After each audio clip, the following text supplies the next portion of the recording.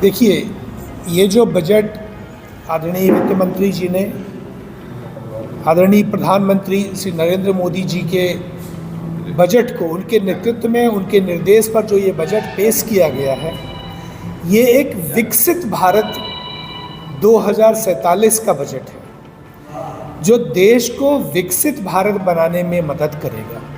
और मोदी जी लगातार एक के बाद एक बजट जो पेश कर रहे हैं, ये देश को मजबूती की तरफ ले जा रहा है।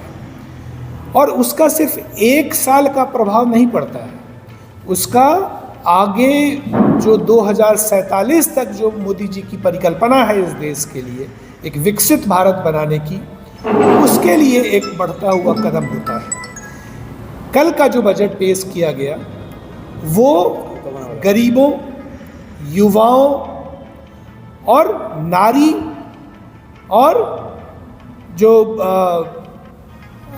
ज्ञान जिसको बोलते हैं, तो गरीब, युवा और नारी के लिए ये खास करके ये बजट पेश किया गया है। और इसके 4 ग्रोथ इंजन हैं।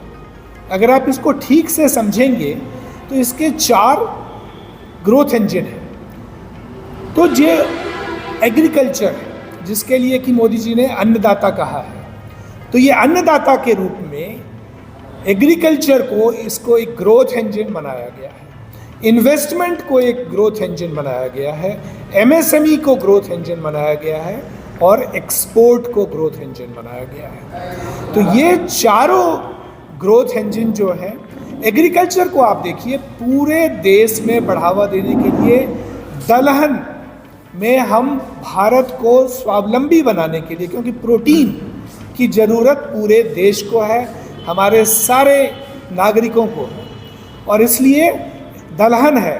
देखिए, यहाँ तक छोटी छोटी चीज़ों को मखाना बोर्ड बनाया गया है, ताकि जो हमारे, क्योंकि अगर आप एग्रीकल्चर देखेंगे और एक्सपोर्ट देखेंगे, दोनों मिला के मखाना का बहुत बड़ा एक्सपोर्ट इस देश से बाहर होता है।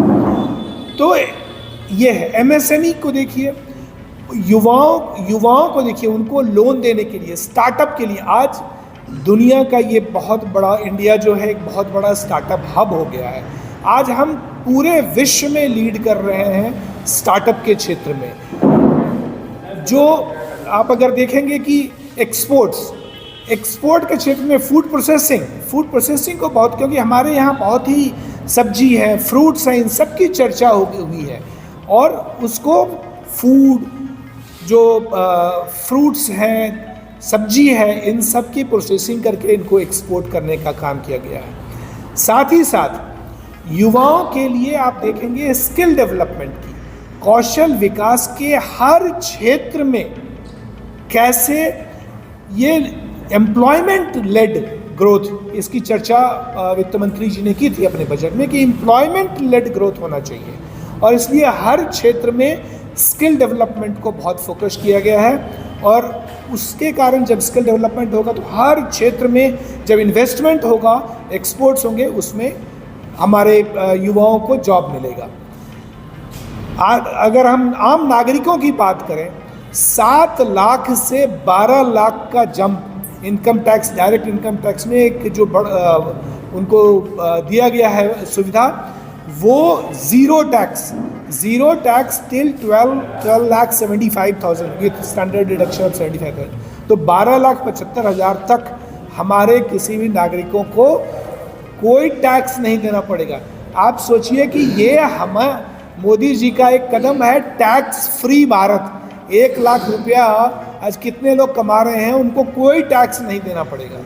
तो मोदी जी की ये परिकल्पना एक विकसित भारत को लेकर है, और ये जो 4 सेक्टर उन्होंने किया है, गरीबों को, युवाओं को, अन्नदाताओं को और नारी को, और ये जो 4 ग्रोथ इंजन्स उन्होंने किए हैं, इन चारों ग्रोथ इंजन को और चारों सेक्टर को अगर आप देखेंगे तो एक होलिस्टिक अप्रोच लिया गया है, जो देश को मजबूती की तरफ, विकसित होने तक, और हमारा जो $5 ट्रिलियन इकोनॉमी का जो लक्ष्य है उसको हासिल करने में, उसको जल्दी से जल्दी हासिल करने में ये बजट बहुत मदद करेगा।